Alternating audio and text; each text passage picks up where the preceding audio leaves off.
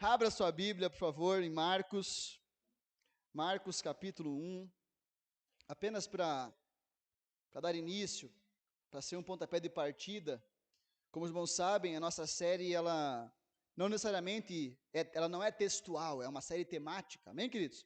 Então nós não nos atemos a um versículo em específico, ou a alguns versículos em específico, mas em um tema.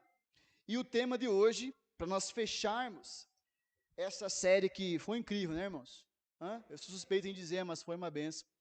Nós vamos falar sobre duas disciplinas, a disciplina da solitude e a disciplina do silêncio. Vocês já sabiam disso, né? Porque vocês estavam na reunião ontem e eu falei sobre isso.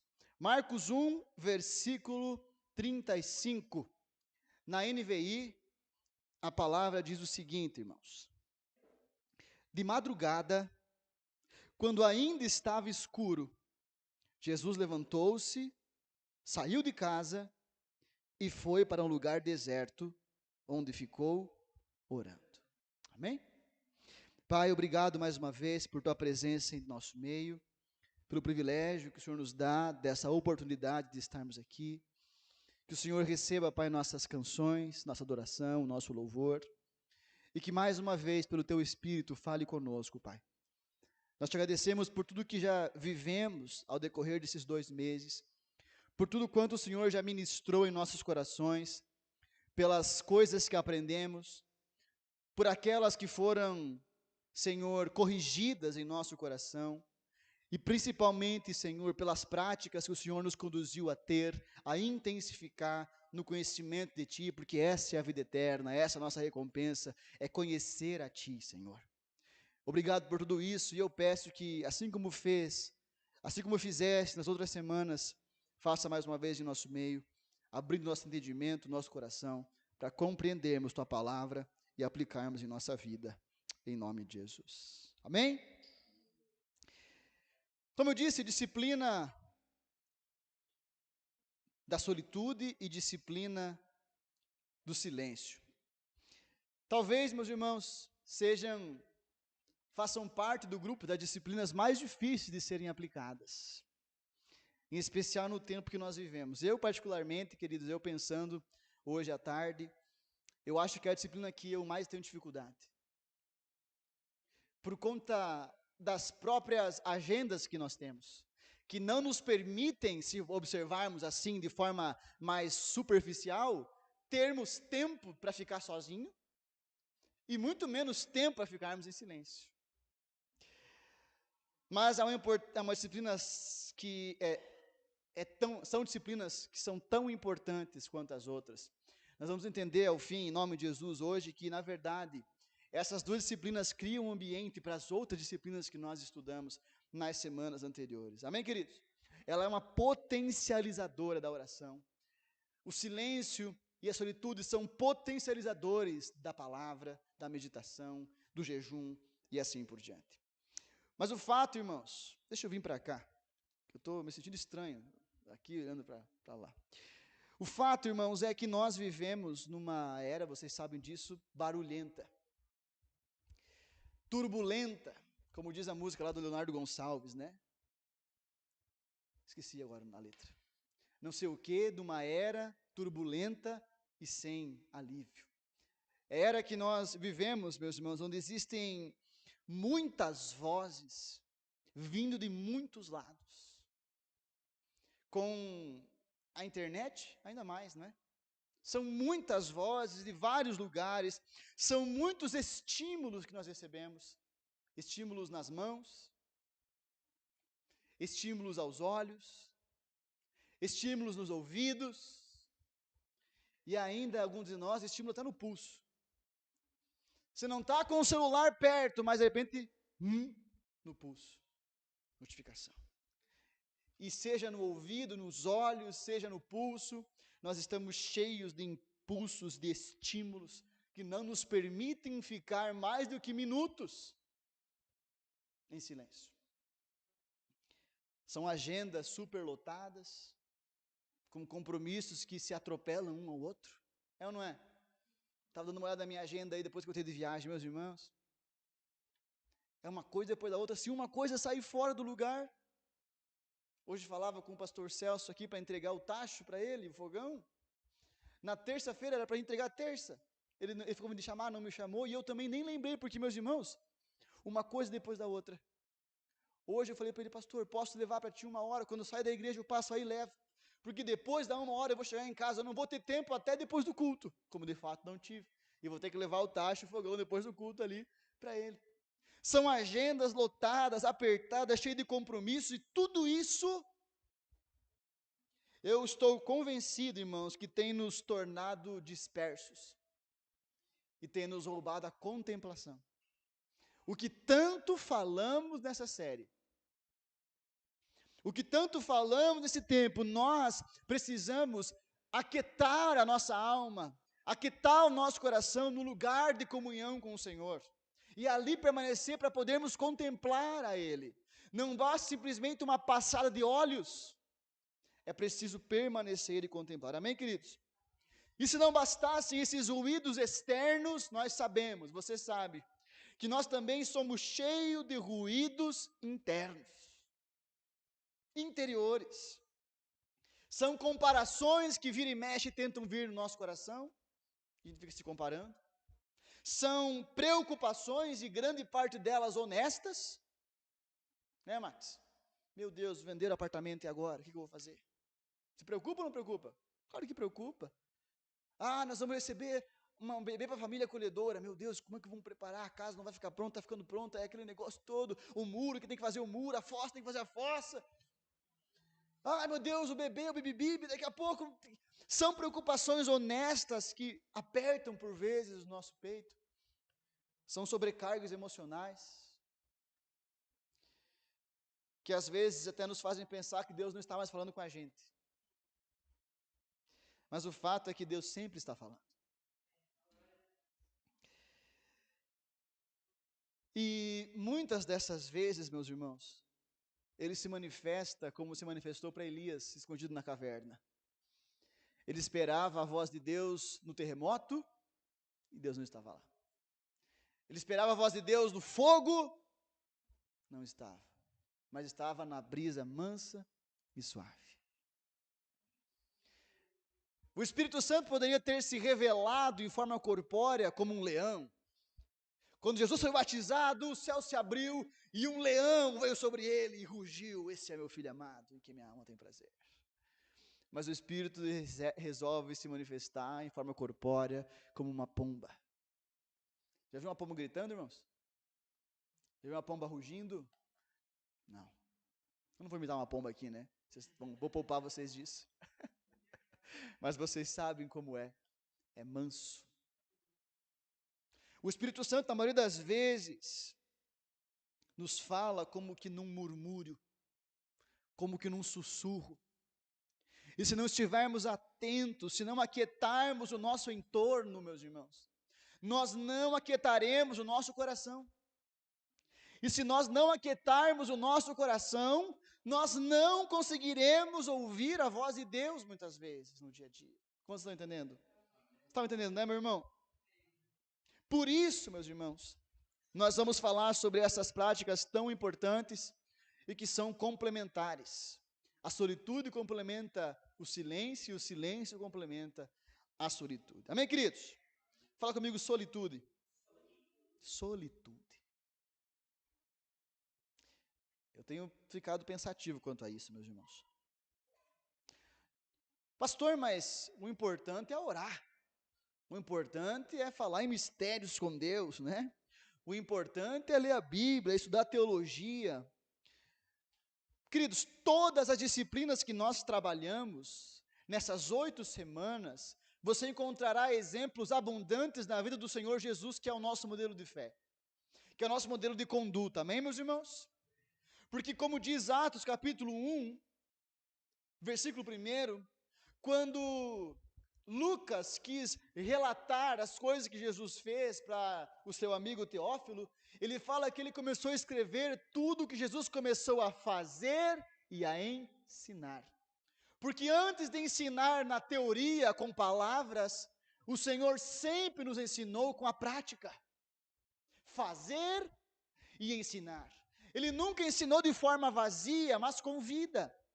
É por isso que ao término do Sermão da Montanha, em Mateus 7, você conhece, as multidões estavam maravilhadas com o ensino de Jesus, porque ele ensinava como quem tem autoridade, porque ele vivia aquilo que ele ensinava. Esse é o nosso Senhor. E quando somos chamados ao discipulado, não há outro objetivo maior senão a imitatio Christi, a imitação de Cristo. Imitarmos o nosso Senhor, andarmos como Ele andou, buscarmos nos conformar à sua imagem e à sua semelhança. Amém, meus irmãos? Olha, eu vou citar alguns textos aqui, tá? Poderíamos citar tantos outros.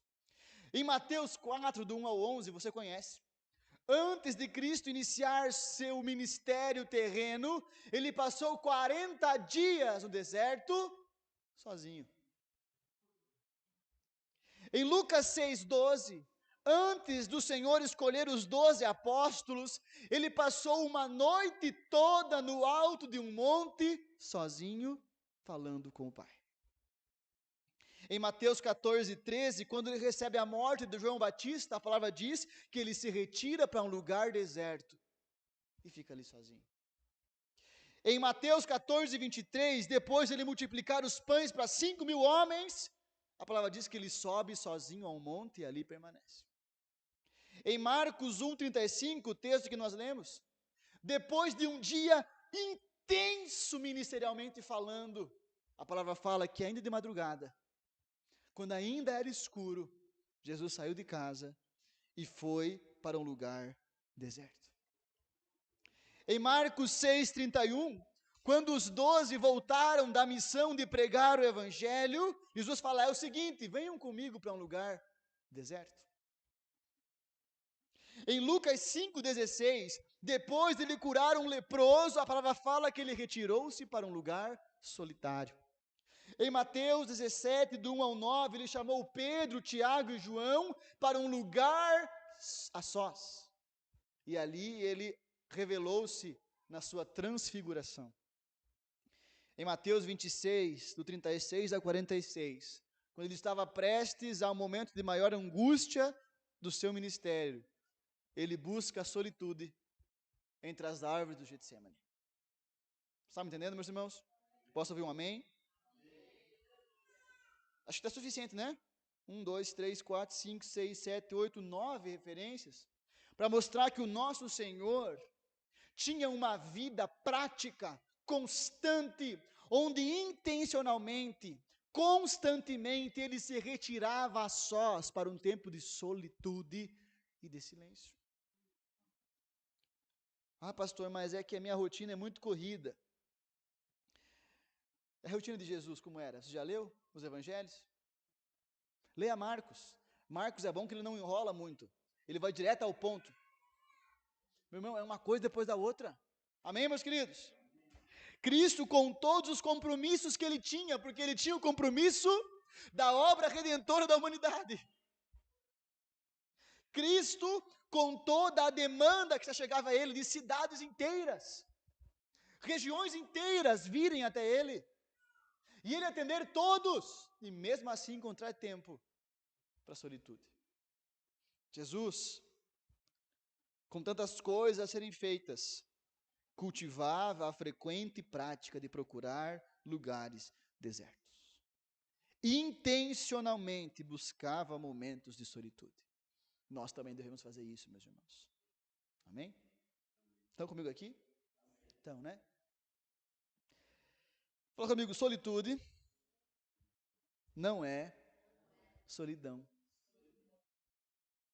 Essa é uma confusão bastante comum que se faz entre solitude e solidão. Mas, irmãos, a solidão, ela é dolorosa e cruel. Principalmente se tu for tipo eu, assim. Se eu fico sem meu bem, meu irmão, lá no retiro das mulheres, que vocês foram lá para Maravilha, eu não conseguia dormir. Cadê meu bem? A solidão é cruel e dolorosa, mas a solitude é doce e restauradora. A solidão é o vazio de não ter ninguém consigo. A solitude é o privilégio de estar a sós com alguém, que é o Senhor. Posso ouvir um amém? Me ajuda aí. A solidão é castigo,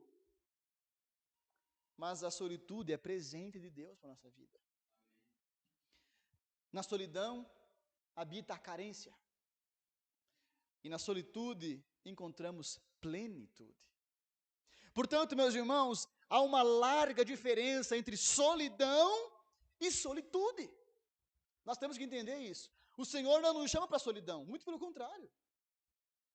Muito pelo contrário. Ele nos chama para a solitude com Ele. Então nós temos que entender algumas coisas a respeito da solitude, o que ela é. Em primeiro lugar, eu gostaria de dizer, meus irmãos, que a solitude, antes de ser um ato onde nós ficamos isolados do mundo, ela é um estado de espírito. A solitude é um estado do nosso coração. Não diz respeito tão somente a estar sozinho, porque, meus irmãos, permanecer a sós, sem a compreensão da solitude interior, se torna solidão. Você está me entendendo? Sem a compreensão do que é o conceito de solitude, ficar sozinho me leva para o lugar de solidão. Se torna perigoso, porque agora a solitude se torna isolamento.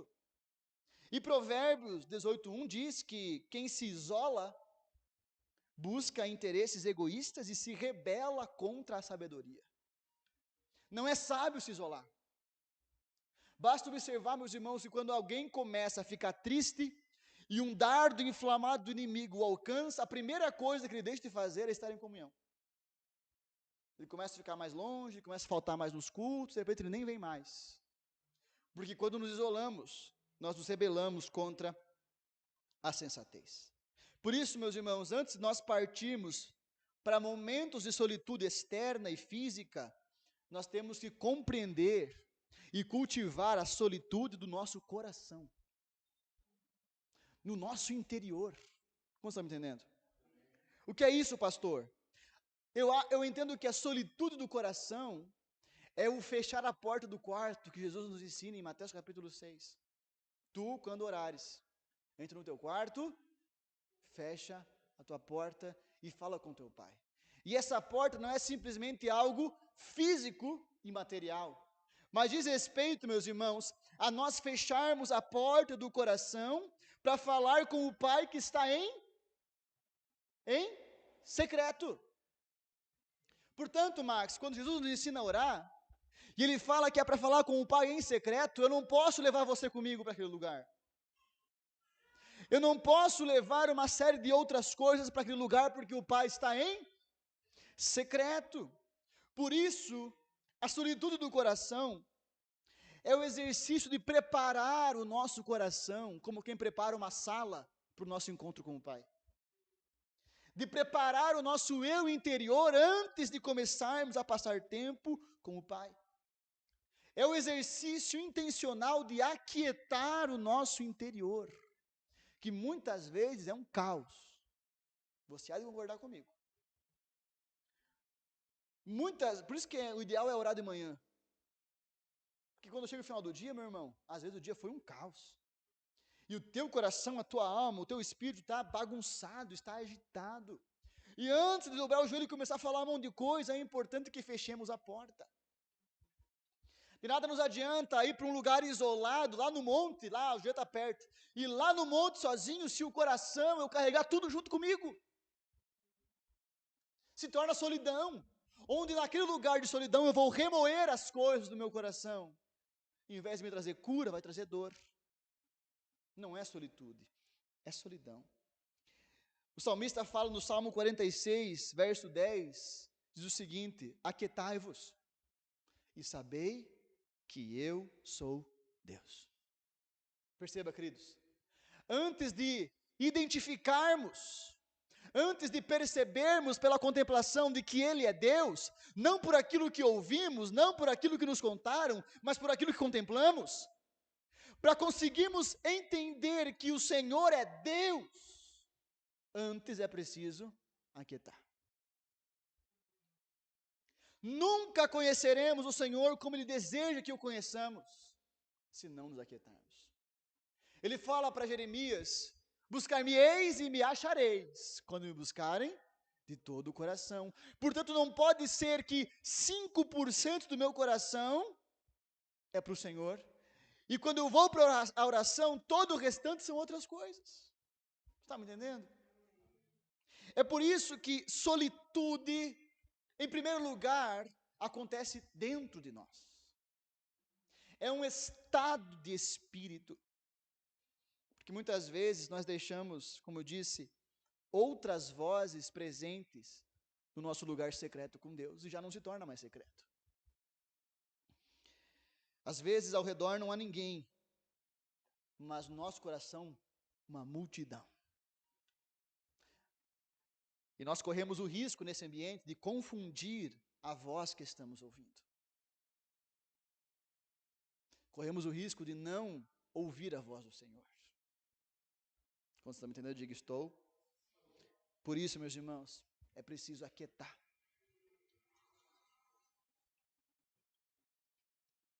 Aquietar o nosso coração. Em primeiro lugar, solitude não é externa, é interna. Se nós desenvolvermos isso, mesmo em ambientes de caos externo, manteremos a quietude interna. Mas em segundo lugar, esse estado de solitude do coração, ele se revela, ele precisa se manifestar em ações externas de solitude. Como vocês me entendem? O externo se torna natural, depois eu compreendo o interno. E assim como o nosso Senhor, em tantos exemplos que citamos, e teria tantos outros para citar, assim como o Senhor viveu, nós também precisamos eu já falei umas 4 vezes ou 5 essa palavra, intencionalmente buscar lugares de solitude, meus irmãos.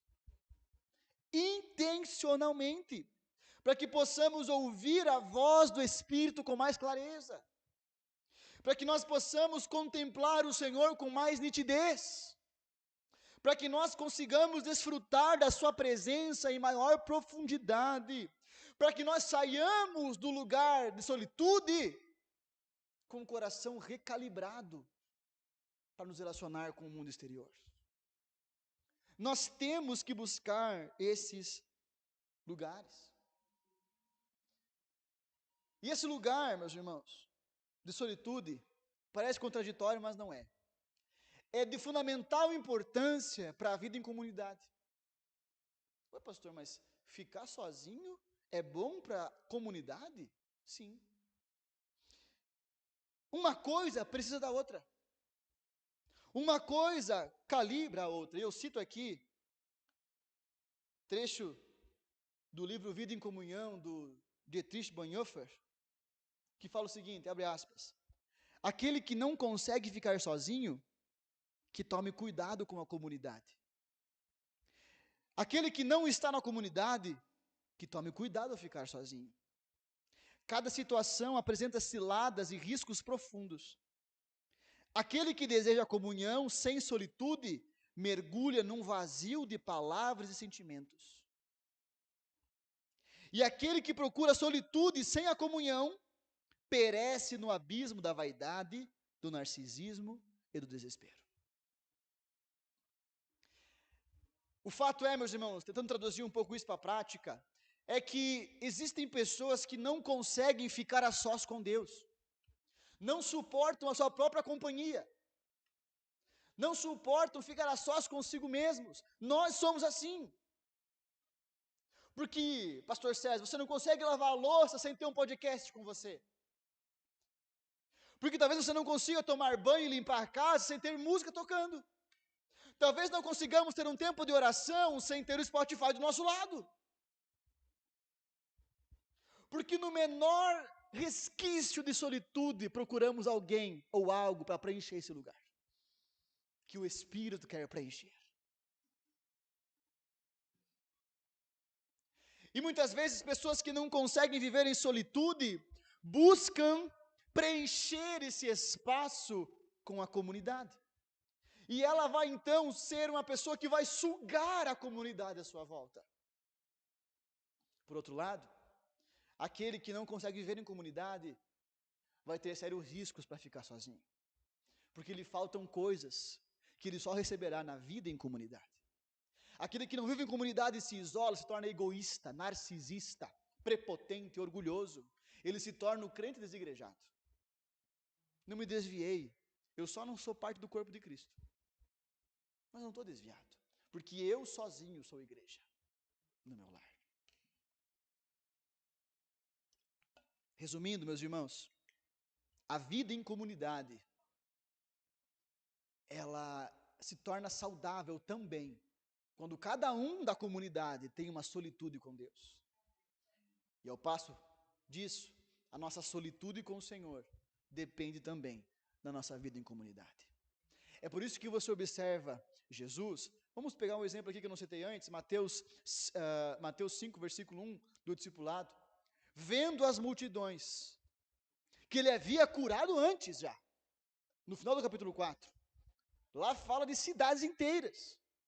No 5 diz, vendo as multidões, Jesus subiu ao monte e se assentou. Porque após servir a comunidade, Jesus vai para o lugar de solitude. Marcos 1:35 que nós lemos, após servir pessoas e pessoas, após servir os apóstolos e ensiná-los, ele levanta de madrugada, quando ainda está escuro, para ficar sós. Não há como suportar o peso do ministério em comunidade se não tiver uma vida sós com Deus. Mas uma vida sós com Deus, sem a comunidade, meus irmãos. Porque quando Pedro fala no Monte da Transfiguração, vamos fazer umas tendas aqui, vamos ficar por aqui. Jesus fala, você não sabe de nada, cara. Nós temos que descer. Nós temos que servir as pessoas que estão lá embaixo. Uma coisa alimenta a outra, uma coisa sustenta a outra e fortalece a outra. Quantos me entendem, meus irmãos? Eu quero ser bem simples hoje, me esforçando para não ser enrolado. Mas solitude, grava essas duas coisas no teu coração. Em primeiro lugar, ela começa aqui dentro. Deixa eu voltar um pouco mais. Em primeiro lugar, solitude era o lifestyle também de Jesus. Tem que ser o nosso também. Ela começa primeiro aqui dentro. Eu estou muito musical na minha cabeça. Eu já lembrei de outra música, né? Aquela que eu acho que a Anne gosta, né? E quando estamos a sós, minha cabeça no teu peito faz silenciar todos os medos dentro de mim. Foi nesse contexto que Jesus foi para o Getsemane. Com medo, triste. O que ele faz? Solitude. Ela começa aqui dentro e depois se expressa fora de nós, com ações intencionais, para termos esses momentos de solitude. Amém? Fala comigo, silêncio. Essas duas coisas estão profundamente interligadas, como falamos antes. Não dá para falar em solitude sem falar em silêncio. São práticas que andam de mãos dadas. Olha, meus irmãos, nós poderíamos nos isolar no mais secreto dos secretos dos lugares. Mas se nós não ficarmos em silêncio, nós não ouviremos Deus. Eu posso ir lá no lugar mais distante, recluso do planeta Terra. Eu posso fazer um devocional lá no topo do Everest, ou no mais profundo das fossas das Marianas. Se eu não ficar em silêncio, não ouvirei a voz de Deus. Solitude sem silêncio é isolamento. Precisamos da prática do silêncio. Amém? Eu percebo, meus irmãos, que a solitude prepara o ambiente, enquanto o silêncio o torna útil. A solitude prepara. Nós aquietamos, nós nos afastamos, nós arrumamos o nosso coração, fechamos a porta e agora ficamos em silêncio para ouvir o que Deus tem a falar conosco. Amém?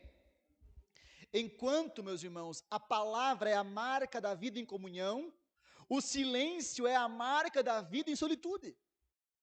Vocês me entendem? E nós, perceba, meus irmãos, perceba, nós só teremos a palavra certa para usar na hora certa em comunhão, se ficarmos em silêncio diante do Senhor. Amém? A palavra correta, o saber o que falar e quando falar, nasce da prática da solitude e do silêncio. Amém? Fala comigo, o silêncio não é mudez. Silêncio não é ficar mudo. Assim como ficar sozinho não é sinônimo de solitude, que falamos antes, ficar mudo não é sinônimo de silêncio. O silêncio nem sempre implica em deixar de falar, mas sempre implica em ouvir. Nem sempre a prática espiritual do silêncio é ficar quieto o dia inteiro, mas é ficar atento para ouvir o dia inteiro. É mais sobre parar para ouvir do que parar de falar. Amém, meus irmãos? Porque, meus irmãos, se fosse diferente, nós não teríamos o exemplo de Zacarias. Você lembra de Zacarias?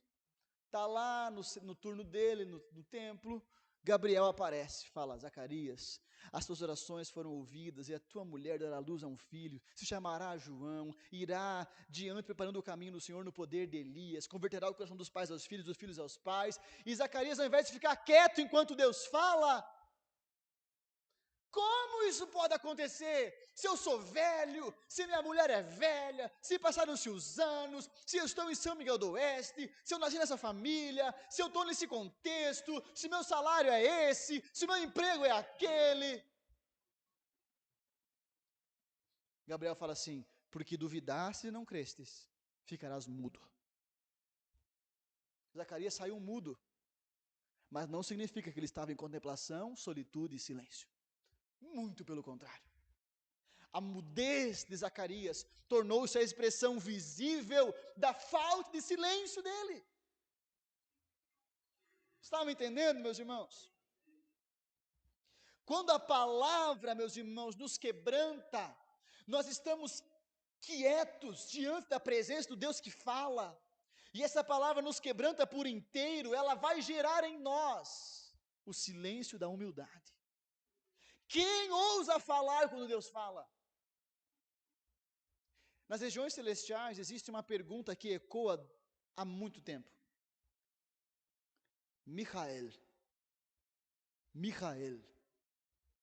quem é como Deus? Esse é o nome do arcanjo Miguel. E nunca ninguém pôde responder essa pergunta. Jó, já falei para você, era para ser curto o livro de Jó. Porque na primeira leva de provações ele ficou quieto. Na segunda leva de provações ele ficou quieto. Os amigos dele chegaram, ficaram, acho que são 7 dias ou 3 dias quietos. Mas no outro dia Jó abriu a boca. E sabe somente quando Jó parou de falar? Quando Deus começou a falar. E quando Deus começa a falar e Jó fica quieto, porque demonstra que ele não é nada perto de Deus, que nossas questões são ínfimas diante da sabedoria do nosso Senhor. Quando ele começa a falar, quebra Jó por inteiro, como a palavra faz conosco. E a reação de Jó, você sabe, é dizer o seguinte: porei minha mão na minha boca, porque o fato é que falei de coisas maravilhosas demais para a minha compreensão. Porque quando Deus fala e nós ouvimos, nasce em nós o silêncio da humildade. Porque silêncio por silêncio não é sinal de humildade. Existe um tipo de silêncio que é a expressão do orgulho humano. Quando nós não pedimos perdão, por exemplo, e ficamos quietos, não é expressão de humildade, pelo contrário, é a expressão do orgulho. Está me entendendo, né, meus queridos? Por isso, silêncio não é ficar mudo, é o silêncio da humildade. Mas, pastor, o que isso significa? Significa, meus irmãos, que a disciplina do silêncio, assim como as outras, não é uma prática religiosa. Não é uma prática que você tem que colocar assim, eu vou colocar aqui na minha planilha, fiquei tantas horas, tantos minutos em silêncio. Não é isso.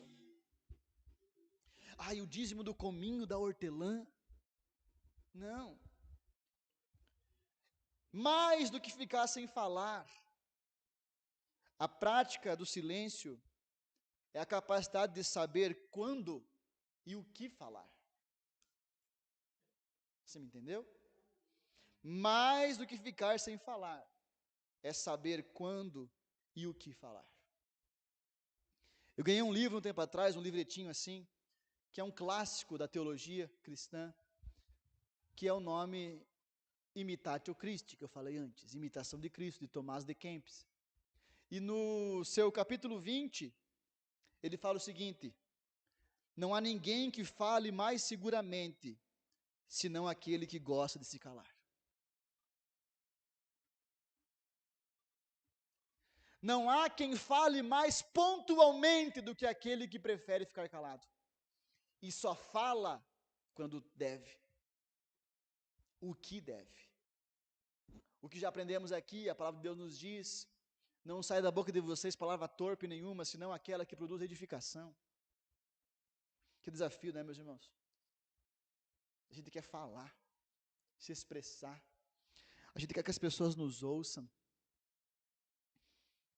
Mas o exemplo de Cristo, o ensino bíblico veterotestamentário, neotestamentário, os teólogos da história cristã, todos concordam com a mesma coisa. A nossa criação concorda com isso. Porque, como diz, né, o ditado, nós temos 2 ouvidos e uma boca só. Significa, meus irmãos, que o silêncio espiritual é o silêncio da humildade, como eu já disse. E a humildade sempre está mais interessada no outro do que em si. A humildade sempre está mais interessada no ouvir do que no falar. E quando ela senta numa roda de amigos, ela quer aprender naquele ambiente. Ela prefere aprender do que ensinar. Ela está disposta a ouvir pensamentos distintos dos seus. Ela está disposta a crescer na multidão dos conselhos, como diz a palavra do Senhor. E que por ser humilde, esse silêncio pode ser rompido a qualquer momento, se preciso for.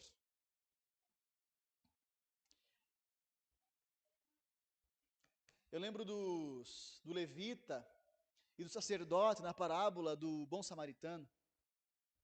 A prática religiosa deles era tão orgulhosa que os impediu de servir quem precisava. Não, eu não posso tocar naquele que está quase morto, porque vai que está morto.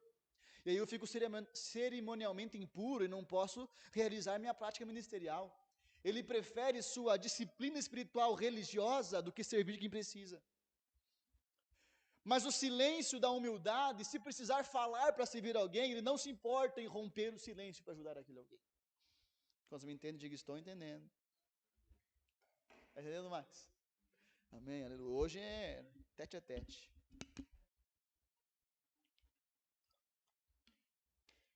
Deixa eu listar um pouco mais aqui sobre o silêncio, de forma breve. Queridos, é no silêncio que praticamos diante da palavra do Senhor que a solitude não se torna solidão.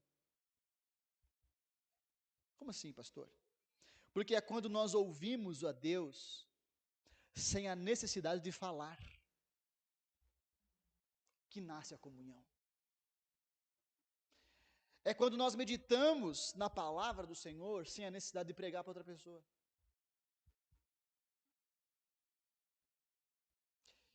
Aos que pregam, né? Aqui, quem prega está aqui hoje. Quem prega normalmente aqui na igreja está aqui. Eu já passei por isso algumas vezes na minha vida. Sem perceber e entender que quase sempre que eu estava lendo a Bíblia, eu estava lendo a Bíblia porque eu tinha que pregar. Isso é um risco seríssimo. Porque ali eu posso fomentar você ter vida com Deus e perco a minha vida com Deus. O silêncio, a prática do silêncio na solitude é quando eu vou para a palavra de Deus, para que ela não fale com a comunidade, mas fale comigo, pessoalmente, para que ela molde os meus desejos, minhas inclinações, o meu coração e não o dos outros. É no silêncio da humildade que nos achegamos diante a Deus como nós somos, e não como nós queremos provar que nós somos. É nesse lugar que a solitude não se torna solidão. Jean, é no silêncio que nós aprendemos que quem nos justifica é Deus. Porque a gente vive falando muitas coisas para nos justificar. E isso me pega de um jeito, meus irmãos. Nós temos sempre que justificar nossos atos. Enquanto eu escrevia isso, eu lembrei dos vendedores de mandolate e de amendoim que passam quando o trânsito está parado na BR. A gente tem que justificar até o nosso não. Parece que você fala, cara, vai em mandolate, você fala assim, não. Grosso, estúpido. Eu tenho que dizer, não, porque, veja bem, eu já tomei café da manhã hoje. Não, porque, veja bem, eu estou sem dinheiro. Não, porque, veja bem, eu estou com sede e não tem água aqui. Sempre tem que ter um porquê depois. Sempre tem que ter uma justificativa. E nós temos que dar, porque nós zelamos demais por nossa reputação. E somos nós que queremos proteger a nossa própria imagem. Não, eu vou chamar os pastores da cidade. Eu vou conversar com eles, custe o que custar. Porque como que pode que os outros pastores da cidade conheçam a meu respeito coisas que não são fato sem falar comigo? Eu tenho que me explicar para eles. Eu tenho que me explicar para os irmãos que eu estou vendo o que eles acham que eu não estou vendo. E que embora eles não vejam, eu estou lidando com esses casos sem que eles percebam. Então eu tenho que contar para os irmãos para eles acalmar o coração. Eu tenho que explicar o porquê disso, o porquê daquilo. O porquê do sim, o porquê do não. Porque nós queremos nos justificar com nossas próprias palavras e atos, mas não deveria ser assim. Romanos 8,33 diz: quem fará alguma acusação contra os escolhidos de Deus? É Ele quem o justifica. Mas Deus só poderá nos justificar, meus irmãos, quando nós pararmos de falar. Deus só irá me justificar diante dos outros quando eu aprender a ficar em silêncio diante dele e deixar que ele justifique a mim. E deixar que ele fale por mim. Nós temos aqui um dos exemplos mais maravilhosos que eu entendo na Bíblia, que é Jesus na cruz do Calvário.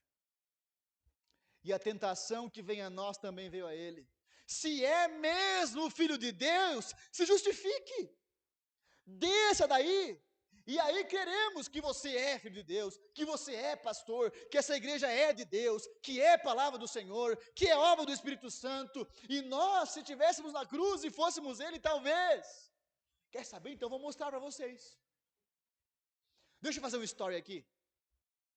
Deixa eu falar para os outros. Mas como você sabe, o Senhor Jesus permaneceu em silêncio. Até a hora que ele bradou, entregando o seu espírito ao Pai. E morreu, sem se justificar. Mas logo depois que ele morreu, Deus o justificou. O dia virou noite, a terra tremeu, os sepulcros se abriram, mortos ressuscitaram, o véu se rasgou, e o soldado que estava abaixo dele disse: verdadeiramente esse era o Filho de Deus. Meus irmãos, nós precisamos deixar de lado a nossa autojustificação e entender que é Ele que nos justifica. Cedo ou tarde, é Ele que nos justifica. Nós não precisamos falar sobre nós, deixemos que os frutos e que o Senhor falem ao nosso respeito. Mas é no silêncio que aprendemos a fazer isso. É por isso que nós não gostamos de ficar em silêncio às vezes, porque é desesperador. Nós perdemos o controle quando escolhemos ficar em silêncio.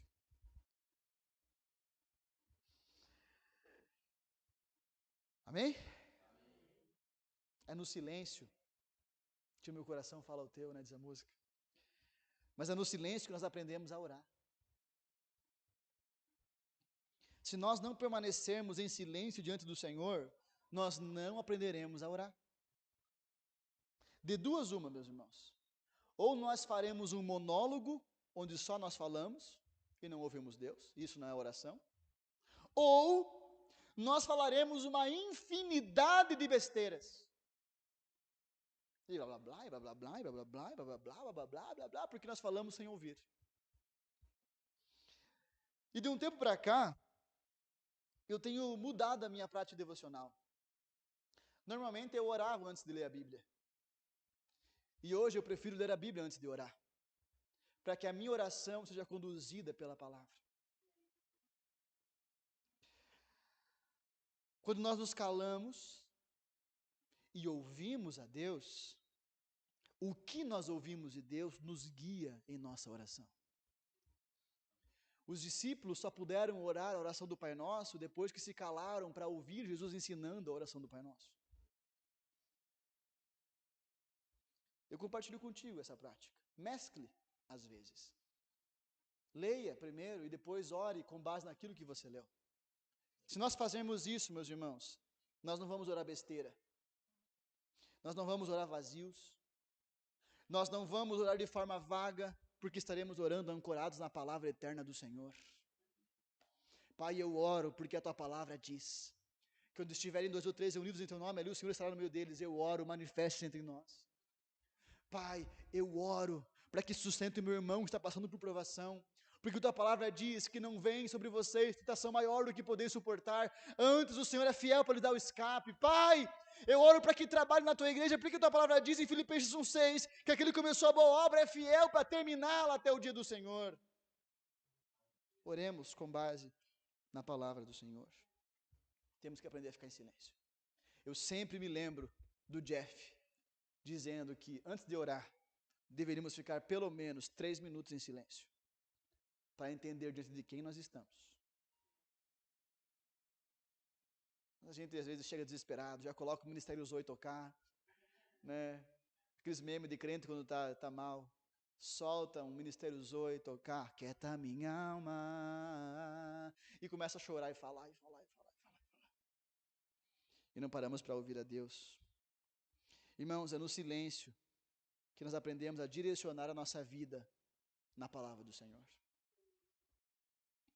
Tiago, capítulo 3, fala muito sobre o poder da palavra, sobre o poder da língua.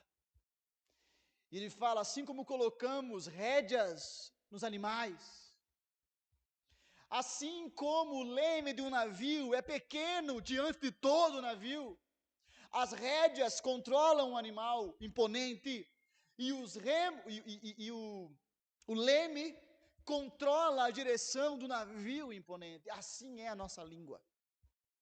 Um órgão tão pequeno, mas que tem o poder de direcionar a nossa vida. A língua tem o poder de orientar o curso da nossa vida. E quando aprendemos a disciplina do silêncio, nós deixamos que a palavra direcione o leme do nosso navio. Quantos entendem? Por isso, meus irmãos, nós temos que, assim como nosso Senhor fez, buscar intencionalmente lugar de solitude, preparar esse lugar, e ao ali estarmos, permanecer em silêncio diante da sua palavra, antes de falar. Amém? Está comigo? Está com sono? Não, então eu vou terminar a pregação. Bem curta a pregação hoje, eu que cantei até mais tarde. Vamos para passos práticos? Eu vou dar para você aqui 3 sugestões de passos práticos para essa disciplina. Número 1, aproveite as pequenas solitudes. Meus irmãos, o fato é que pequenos momentos de solitude se apresentam a nós durante o nosso cotidiano. Você entende isso? Faz sentido? O problema é que assim que eles se apresentam, nós logo corremos para encher.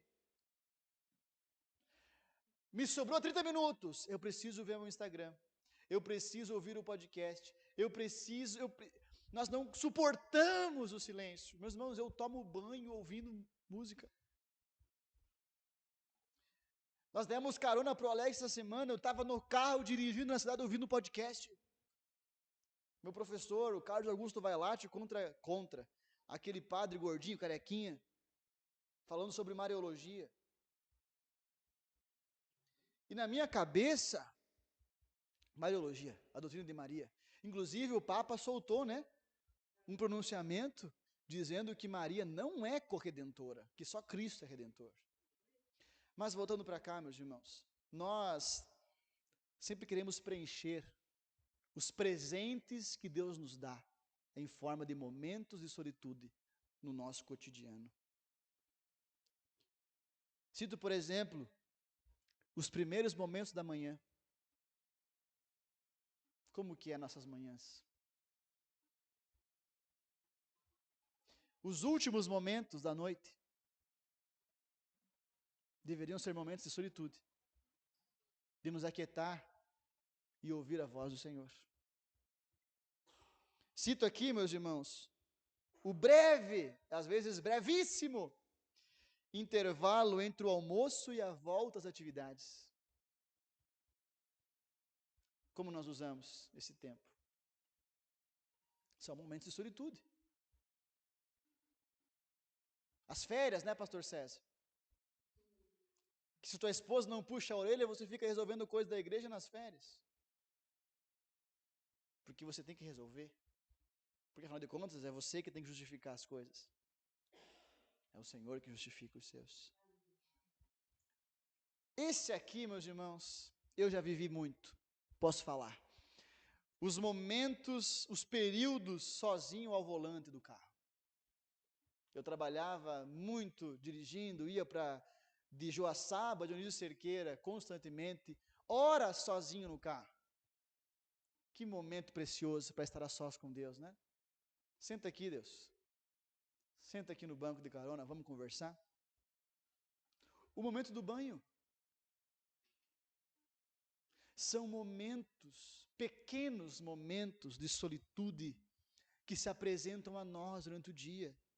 E nós, meus irmãos, muitas vezes esperamos ouvir Deus em terremotos no nosso dia a dia. A gente quer que venha a irmã do coque girando no manto assim, Eis que te digo. E muitas vezes Deus quer falar no banho contigo. Dirigindo. Em momentos de solitude. Sussurrando aos nossos ouvidos. Mas temos que nos atentar a isso. Amém? Como diz a canção, ó Deus, cujos dias não têm fim, quão grande é a tua compaixão, faz-nos sensíveis ao comum. A vida é breve e incerta. Que o Senhor nos faça sensíveis à sua voz na vida comum. Amém? Segunda dica. Prepare um lugar de solitude. Amém? Nós já entramos aqui em um outro nível de intencionalidade. Nesse nível aqui, já você não vai esperar que os momentos de solitude se apresentem para você. Você vai criar esses momentos. Não vai viver ao léu, se sobrar tempo eu faço. Se der eu vou. Você vai intencionalmente criar um ambiente e um momento de solitude. Eu citei aqui domingo a Torre de Genebra, onde João Calvino subia toda a manhã para ficar sozinho com Deus, e lá ficava 4 horas em média por dia, falando com Deus. Talvez, eu lembrei aqui, meus irmãos, esse aqui é o quarto de guerra lá da missionária Clara Williams, no filme. Lembra do filme? Este aqui é o quarto de guerra. Talvez, meus irmãos, seja um espaço no quintal da tua casa, talvez seja a sacada do apartamento. Talvez seja um cômodo em específico em nossa casa. Esse é o quarto onde Jesus nos manda entrar para falar com o Pai. Entra no teu quarto. Tu tem um quarto para entrar? Enquanto eu meditava hoje, eu já vinha pensando sobre esse lugar e me vi de novo esse lugar no meu coração. Eu já sei, a partir de hoje, qual passará a ser o meu cantinho de meditação lá em casa. Que você também possa encontrar o seu. Amém? Esse lugar intencional de solitude são lugares como o lugar do avô dos Arrais, que, se você não sabe, é a música, a canção Herança, a primeira parte dela fala sobre o avô deles. Quando ele escreve, ele canta assim: ele acorda quando ainda está escuro e apalpa a parede até chegar no quarto que ele consagrou, sozinho em oração, ao construir o seu lar. Quebrantado ele abre a palavra, buscando em Deus descanso encontrar. E a paz que enche o coração, da esperança que não vai achar em outro lugar. Que tal você que vai ter a graça? É uma opção, né? Quando construímos nossa casa, amor, por exemplo, vamos construir um cômodo consagrado em oração para falar com Deus. Quem pensa nisso hoje em dia, meu irmão? E o final do verso diz: e essa é a herança que deixou. E quando eu ouvia de novo essa canção umas 5 vezes hoje à tarde, eu pensava no Joshinho. Porque acima de qualquer herança física, material, que eu possa deixar para ele, essa seria a principal. A herança que meu pai deixou para mim é ter um lugar de solitude com Deus. Amém, meus irmãos? Que isso também seja sobre nós. Primeira dica, então, aproveite os pequenos momentos de solitude no dia. Segundo, crie um ambiente de solitude. Terceira dica, meus irmãos, separe períodos do seu ano para a solitude. Não é fácil, por isso, organize-se antes. Separe na sua agenda anual, intencionalmente, períodos para ficar sós com Deus. Ou você acha, meu irmão, que a rotina vai te dar de presente e o final de semana vai ficar sozinho com Deus? Não vai. Nós temos que colocar nela. Nós temos que pôr na nossa agenda. Amém, meus irmãos? Lembre, as disciplinas espirituais, elas nos livram da escravidão de nós mesmos. Eu estava pensando, Anne, que, nesse sentido, os acampamentos da igreja perderam a razão de existir, em muita medida. Porque os retiros espirituais, hoje, são sinônimos de futebol, jogos e brincadeiras. Mas a razão primaz do retiro espiritual é lugar de solitude. É afastar da cidade, é afastar do ruído, é afastar da internet, é afastar do celular para passar tempo com Deus. Amém? E se, ao fazermos nosso retiro, colocaremos isso como princípio. Amém, meus irmãos? Nós, como igreja, buscarmos um lugar de solitude, intencionalmente. Amém, queridos? Eu concluo da seguinte maneira. Primeiro ponto, a espiritualidade silenciosa. Eu sei, eu acho que você, assim como eu, já teve esse conceito de que avivamento é barulho. Avivamento é o volume no talo, crente batendo cabeça no chão. Mas, meus irmãos, a espiritualidade saudável, ela nasce do lugar de silêncio e solitude. Mas Atos 2, pastor, um som forte, impetuoso, somente depois que eles ficaram quietos para ouvir Atos 1:8, recebereis poder. Somente depois de 10 dias de silêncio e solitude no cenáculo que o barulho veio. Ou você acha que durante 10 dias você ora gritando? Ou você acha que uma oração de 1 hora, 2 horas é sempre gritando e chorando?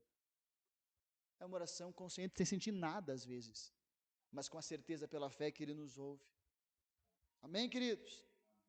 Em segundo lugar, a junção das disciplinas. Irmãos, nós passamos 8 semanas, 2 meses, falando sobre práticas espirituais, sobre exercícios que fortalecem o nosso espírito. E agora nós chegamos naquilo que eu vejo como ponto do amadurecimento. Porque quando alguém entende a vida de solitude e silêncio, é alguém que não quer mais provar nada para ninguém. É alguém que entendeu que suas práticas religiosas não são para provar nada para ninguém. É somente para passar tempo com Deus e conhecê-lo um pouco mais. Isso é maturidade. Amém? Na solitude e no silêncio, meus irmãos, é o lugar onde as demais disciplinas se encontram. Perceba, na solitude, a oração se torna comunhão. No silêncio, a palavra encontra espaço para falar conosco. Na solitude, o jejum ganha sentido. E no silêncio, a adoração nasce a partir da contemplação. Na solitude, a partir da solitude, a vida em comunhão passa a ser compreendida. E no silêncio, o serviço se torna a nossa resposta. Tudo o que falamos se encontra no silêncio e na solitude. Para concluir, não só a palavra, mas a série, irmãos. Em toda essa série, eu vejo que Deus nos conduziu a um ponto principal. O objetivo principal.